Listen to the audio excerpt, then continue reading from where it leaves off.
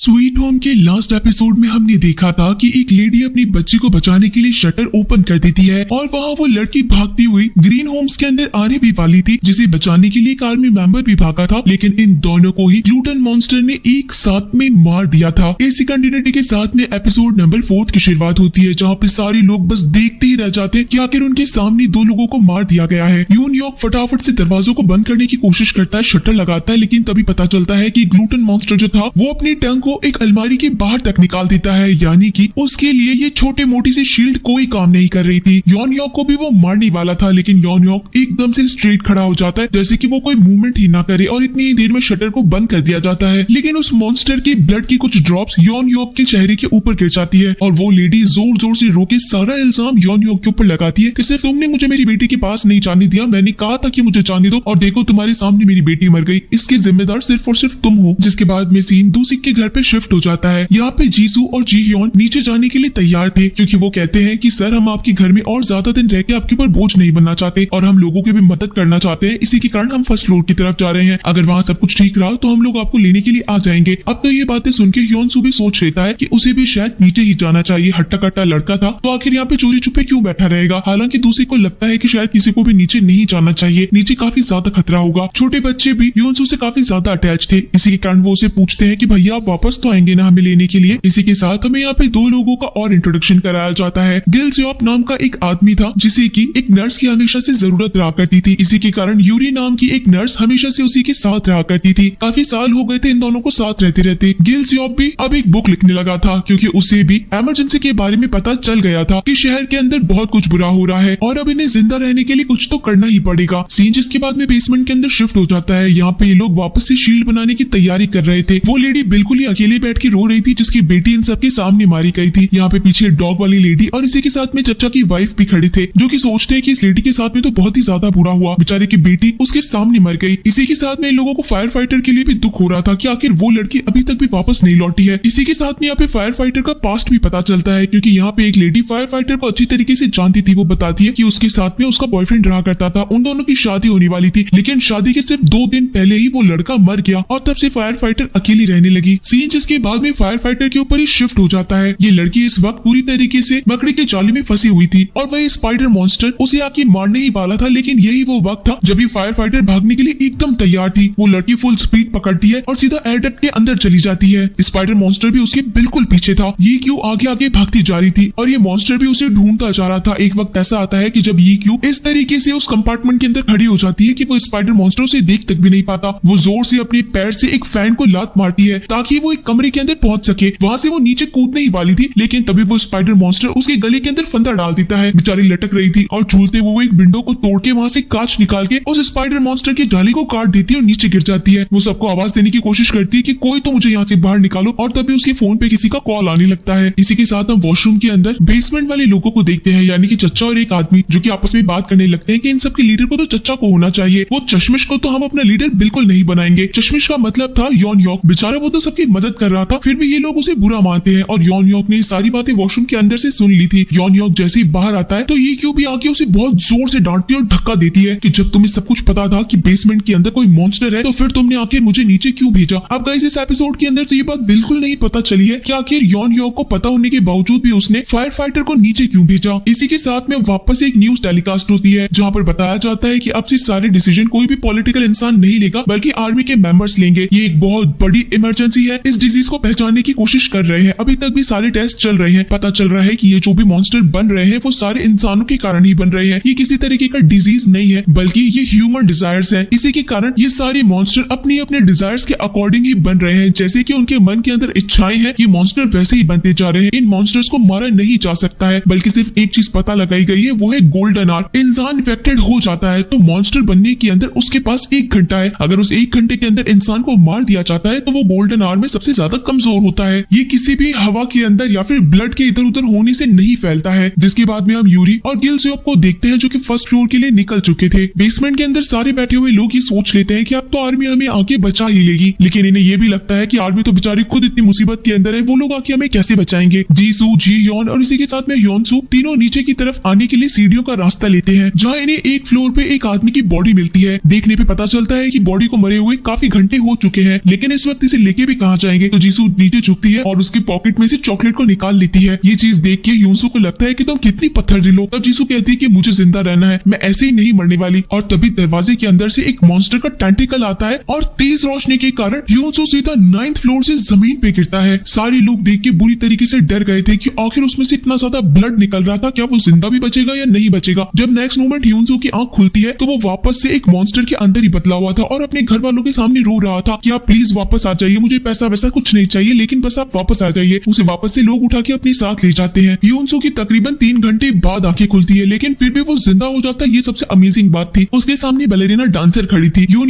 आके उसे कहती है कि तुम तो बहुत ही भयानक मॉन्स्टर हो, आखिर तुम जिंदा कैसे हो गिरने के बाद में भी। लेकिन यूनसू उठते ही सबसे पहले बच्चों के बारे में पूछता है कि बच्चे कहाँ पे है। तो यून समझ जाती है कि ये इतना भी बुरा मॉन्स्टर नहीं है, क्योंकि गिरने के बाद में भी इसे बच्चों के बारे में पता है। इसका मतलब है कि बिल्कुल इंसान जैसा ही है। अब तक यहाँ पे यून भी पहुंच चुका था, जो कि उसे सबके साथ में बाहर लेकर आता है। अब तो सबके सामने रिवील हो गया था कि यूनसू एक मॉन्स्टर है, लेकिन उसे यहाँ पे रखा जाना चाहिए या नहीं रखा जाना चाहिए, ये एक बहुत बड़ा क्वेश्चन सिर्फ और सिर्फ चच्चा ने बना दिया था। चच्चा उसके गले पे एक चाकू रख देते हैं और बोलते हैं कि अगर तू मॉन्स्टर बना तो सबसे पहले तो तुझे मैं ही मारूंगा। और उसके बाद में सारे के सारे बेसमेंट में बैठे हुए लोग इस बात के ऊपर फैसला लेते हैं कि ह्योनसू को यहाँ पे नहीं रुकाना चाहिए। यॉन ह्योक कहता है कि तुम लोग मिलकर ऐसे क्यों डिसाइड कर रहे हो, आखिर इसकी गलती क्या है, अगर ये मॉन्स्टर बन गया तब की तब देखी जाएगी। लेकिन चच्चा इस बात के ऊपर अड़ जाता है कि अभी के अभी इसे यहाँ से बाहर निकाल के फेंको, नहीं तो इसे मैं जान से मार दूंगा। लेकिन सारे लोग इस बात पे राजी हो जाते हैं कि बैठ के वोटिंग करते हैं, डेमोक्रेसी है। चच्चा तो यहाँ पे कंटिन्यूअसली अपनी वाइफ को हर वक्त गालियां दिया करता था। जिसके बाद में सीन यहाँ दूसरी के घर पे शिफ्ट हो जाता है। वो लेडी जो कि बच्चों के साथ में थी, वो सब्जियों को कट कर रही थी और एकदम से उसके अंदर से डेविल फेस बाहर निकलता है और वो खुद की फिंगर्स को चॉप कर देती है और बच्चों की तरफ देखती है। तो क्या वो बच्चों को मार देगी? यहाँ वापस से सीन बेसमेंट के अंदर ही शिफ्ट होता है। अब तक यहाँ पे वोटिंग हो चुकी थी और बिल्कुल टाई हो चुका था। आधे लोग चाहते थे कि ह्योनसू को यहाँ नहीं रखा जाए, बल्कि आधे लोग चाहते थे कि ह्योनसू को रखा जाए। चच्चा फिर से एक एक को पूछने लगता है कि आखिर तुमने इसे रोकने के लिए वोट किया, कि आखिर तुमने इसे रोका। और वो खुद की वाइफ के पास जाके उसे उठा के चांटा ही मारने वाला था कि क्या तू मेरे खिलाफ गई। लेकिन पीछे से फायर फाइटर आके उसे रोक देती है कि कोई जरूरत नहीं है अपनी वाइफ के ऊपर हाथ उठाने की। जब ये चच्चा बुरी तरीके से चिल्ला ही रहे थे, तभी ह्योनसू कहता है कि क्या मेरे पास हक है खुद को वोट देने का। और तभी पता चलता है कि चच्चा भी बुरी तरीके से इन्फेक्टेड है। उनकी नोज से हद से ज्यादा ब्लीडिंग स्टार्ट हो जाती है और टप टप करके पूरा का पूरा फ्लोर भर जाता है, उनके कपड़े भर जाते हैं। तो फिर अब आखिर चच्चा क्या कहेंगे खुद को, कि उनको भी बाहर निकाल के फेंक दो। सारे लोग बाहर बैठ के बात कर रहे थे कि आखिर ये डिजीज कब तक फैलती रहेगी और इसके पीछे का रीजन क्या है। जहाँ पे वही बैलेरिना डांसर जो कि एक नंबर की नेगेटिव लड़की थी, वो आके सबको भड़काने लगती है कि ये सब कुछ अपने अंदर के डिजायर से हुआ था। तुम लोगों ने सुना नहीं क्या, हो सकता है कि तुम भी मॉन्स्टर हो, मैं भी मॉन्स्टर हूँ और आगे आने वाले टाइम में हम सब मॉन्स्टर बन जाए। तो अभी बस जितना टाइम है उतना हंसी खुशी से बिता लो। बेचारे सारे लोग पॉजिटिवली बैठे थे और वो सबका आके दिमाग खराब कर देती है। यहाँ पे पीछे वही टूटा फूटा आदमी भी था जिसे सांग वॉक ने बहुत बुरी तरीके से मारा था। इसी के साथ हम चच्चा को देखते हैं जिन्हें अब होश आ गया था और पूरे कपड़े ब्लड से भर रखे थे। वो जब उठ के खुद को देखते हैं तो वो एक मॉन्स्टर में नहीं बदले हुए थे, बल्कि इंसान ही थे। इसी के कारण वो ह्योनसू से पूछते हैं कि तुम बताओ आखिर तुम मॉन्स्टर कैसे नहीं बनते, तुमने खुद को कैसे रोक रखा है। अब ह्योनसू और इन चच्चा दोनों को ही क्वारंटीन कर रखा था एक अलग कमरे के अंदर। ह्योनसू बताता है कि मुझे बस इतना ही पता है कि खुद के ऊपर तुम्हें थोड़ा कंट्रोल करना पड़ेगा, खुद को संभाल के रखो, खुद पे काबू रखो, बस मुझे इतना ही पता है। यहाँ दूसरी तरफ डॉगी वाली लेडी और एक लड़की आपस में बात कर रहे थे। तभी फायर फाइटर आती है और इन दोनों से पूछती है कि वो आर्मी वाला लड़का कहाँ पे गया। जहाँ पे ये लोग बताते हैं कि तुम्हें पता नहीं है शायद, असल के अंदर आज सुबह बहुत ही बुरा हुआ। एक लेडी जो कि बार बार में चिल्ला रही थी कि उसकी बेटी बाहर है, उसको बचाने के लिए वो आर्मी मेंबर बाहर की तरफ भागा और मॉन्स्टर ने उस बच्ची को और उस आदमी दोनों को ही मार डाला। ये बात सुन के इस फायर फाइटर को बहुत बुरा लगता है और उसे याद भी आता है कि उसे एक कॉल भी आया था। फायर फाइटर यानी कि ये क्यों बिल्कुल अकेली बैठी थी। इसी वक्त चच्चा की वाइफ यहाँ पे आती है जो कि उसके लिए कुछ खाने के लिए लाई थी। ये लेडी सच में बहुत ज्यादा अच्छी दिखाई गई है। वो ये क्यों को कहती है कि तुमने कई दिनों से कुछ खाया नहीं है, तुम कुछ खा लो। लेकिन ये क्यों जैसे ही राइस को सूंघती है तो उसे एकदम से बहुत अजीब लगता है। तो ये लेडी कहती है कि हो सकता है शायद खराब हो गए हो, मैं सूंघ के देखती हूँ। लेकिन उसे पता चलता है कि ये तो बिल्कुल ठीक है। फायर फाइटर का जी काफी ज्यादा खराब हो रहा है, उसे कुछ भी चीज खाने का मन नहीं कर रहा। इसी के साथ में सीन उस लेडी के ऊपर शिफ्ट हो जाता है जिसकी बेटी आज ही सुबह मरी थी। गिटारिस्ट यानी कि जीसू उसके पास आके बैठती है और कहती है कि आपके पास अपनी बेटी की पिक्चर्स तो है, मेरे पास तो बहुत कम पिक्चर्स बची है। जीसू का बॉयफ्रेंड भी मर गया था और वो इस लेडी को समझाती है कि लोग अगर चले जाते हैं तो उससे उभरने में टाइम लगता है, लेकिन हम सबको उभरना पड़ता है। आप बस अपनी बेटी की यादें अपने पास रखिएगा क्योंकि वो बहुत अच्छे इंसान थे। जाने से पहले जीसू उस लेडी को काफी ज्यादा हिम्मत, हौसला और इसी के साथ में एक चॉकलेट भी देके जाती है। ये सारी चीजें बाहर खड़ी हुई बैलेरिना डांसर देख रही थी। हमें जीसू की कुछ यादें दिखाई जाती है कि कैसे वो बेसबॉल खेल रही थी, उसका बॉयफ्रेंड उसके साथ में ही था। इन दोनों की जोड़ी बहुत प्यारी थी, ये दोनों बहुत एक दूसरे से प्यार करते थे। जीसू ये सारी चीजें दिमाग के अंदर सोच रही थी, याद कर रही थी और तभी बैलेरिना डांसर आके बोलती है कि कर लिया तुमने नाटक, तुम तो बहुत अच्छी एक्टर निकली। इस वक्त आखिर कौन सी एक्टिंग, कैसे एक्ट्रेस, ये सब उस लड़की को नहीं नहीं बोलना चाहिए था। तो जीसू भी मौका नहीं छोड़ती बोलने के लिए कि मैंने मेरे लाइफ के अंदर कभी चुड़ैल को नहीं देखा, अच्छा हुआ जॉर्ज तुम्हें देख लिया। इसी के साथ हम उस टूटे फूटे आदमी को देखते हैं जिसके सामने एक बार फिर से सैंगवॉक आ चुका था और उसे फिर से बहुत बुरी तरीके से पीटता है। यह आदमी भागने की बहुत कोशिश करता है लेकिन सैंगवॉक से नहीं बच पाता है। सैंगवॉक सारे लोगों के पास चला जाता है और कहता है कि मैं इन्फेक्टेड हूँ, मुझे अभी के अभी अंदर डालो, क्वारंटाइन करो। सैंगवॉक के आने से पहले पहले यह आदमी खुद को कमरे के अंदर बंद कर लेता है। तभी बैलेरिना डांसर भी उसके पास आ जाती है और कहती है अरे तुम तो जिंदा हो। और ये टूटा फूटा आदमी सब लोगों के सामने बड़ा एटीट्यूड दिखा के दरवाजे को बंद कर देता है। इस आदमी पे तो 110% डाउट आ ही रहा है। जिसके बाद हम यूनसू को देखते हैं, वो भी नींद से उठा ही था और उसके सामने एक टूटा फूटा सा आदमी बैठा था जो कि उसे खाने के लिए कुछ देता है और साथ में बड़े ही खतरनाक एक्सप्रेशन देख के उसे बताता है कि मैं अभी तक मॉन्स्टर नहीं बना, तुम बताओ ना आखिर मॉन्स्टर कैसे बनते हैं, तुम प्लीज मुझे बाइट कर लो, मैं मॉन्स्टर बनना चाहता हूँ। उसके बाद नींद आती है क्या और कैसा लगता है, काफी ज्यादा स्ट्रॉन्ग फील होता होगा ना। ये सारी बातें सुन के तो बेचारा यूनसू जो कि खुद एक मॉन्स्टर था वो डर जाता है। वो कहता है कि नहीं नहीं ऐसा कुछ भी नहीं है, मॉन्स्टर कोई आराम से नहीं बना जा सकता है। यूनसू डर के मारे वहां से चला जाता है, दूर हट जाता है उससे। इसी के साथ हम सैंगवॉक को देखते हैं जिसने फाइट के दौरान उस टूटे फूटे आदमी से किसी दरवाजे की चाबी को चुरा लिया था। इसी के साथ में फायर फाइटर का एक सीन दिखाया जाता है जब पता चलता है कि उसे चचा की वाइफ प्रेगनेंसी किट देने के लिए आई है और साथ ही में ये भी पता चलता है कि ये फायर फाइटर प्रेग्नेंट है। इसी के साथ में सीन यहाँ कोरियन टीचर में यहाँ के ग्रुप के लीडर के ऊपर शिफ्ट होता है। कोरियन टीचर यानी कि जे ह्योन, इसी के साथ में चश्मे वाला लड़का योन योक, ये आपस में बात करते हैं कि आखिर अब इन्हें क्या करना होगा, इनकी शील्ड भी काफी ज्यादा कमजोर होती जा रही है। तब योन योक जे ह्योन के हाथ में शील्ड देखता है और पूछता है कि आखिर तुम्हें ये कहाँ से मिला। तब जे ह्योन बताता है कि 7th फ्लोर पे एक अंकल रहते हैं दूसरे, उन्होंने ये बना के दिया है। सीन जिसके बाद में दूसरे के घर पे शिफ्ट हो जाता है। बच्चे यहाँ पे काफी देर से खेल रहे थे और दूसरे को इस बारे में कुछ भी नहीं पता क्योंकि वो तो यहाँ पे वेपन बनाने में लगा हुआ था। बच्चे आके कहते हैं कि अंकल काफी देर हो गई है, आंटी अभी तक भी वॉशरूम से बाहर नहीं निकली है। तब दूसरे पूछते हैं कि आखिर कितनी देर हुई आंटी को अंदर गए हुए। तब पता चलता है कि पिछले 1 घंटे से वो लेडी बाथरूम के अंदर ही और अभी तक बाहर नहीं निकली है। दूसरे सबसे पहले अपने वेपन को लोड करता है और उसके बाद भी वॉशरूम का दरवाजा खोलता है। तो अंदर का सीन गाइस अब तक का सबसे वियर्ड सीन था, यानी कि मॉन्स्टर वर्स देख लीजिए या फिर ज़ॉम्बी वर्स देख लीजिए या फिर कोई और साइफाई तरीके की सीरीज देख लीजिए, लेकिन इस तरीके का मॉन्स्टर अभी तक नहीं दिखाया गया है। एक फीटस था जो कि एक बहुत बड़े वॉर्म के अंदर था और उसके अंदर एक बेबी था जिसका हार्ट भी पंप हो रहा था, जिसका सर हद से ज्यादा बड़ा था। और ये लेडी जो कि हमेशा एक गाना गाया करती थी, उस मॉन्स्टर के अंदर से भी वही आवाज आ रही थी। दूसरी चाह के भी उसे शूट नहीं कर पाता क्योंकि उस मॉन्स्टर के अंदर, या फिर हम कह सकते हैं कि वो बड़ा सा बच्चा जो कि एक मॉन्स्टर था, उसकी धड़कनें चल रही थी। और इसी के साथ गाइस ये शानदार एपिसोड यहीं पे खत्म हो जाता है। तो क्या ये बेबी मॉन्स्टर निकल के बाहर आ जाएगा, किसी को नुकसान पहुंचा देगा या फिर दूसरी को उसे जान से मार देंगे, ये सब कुछ गाइस हमें 5th एपिसोड में पता चलेगा। तो चलिए फिर मिलते हैं आप सभी लोगों से 5th एपिसोड में।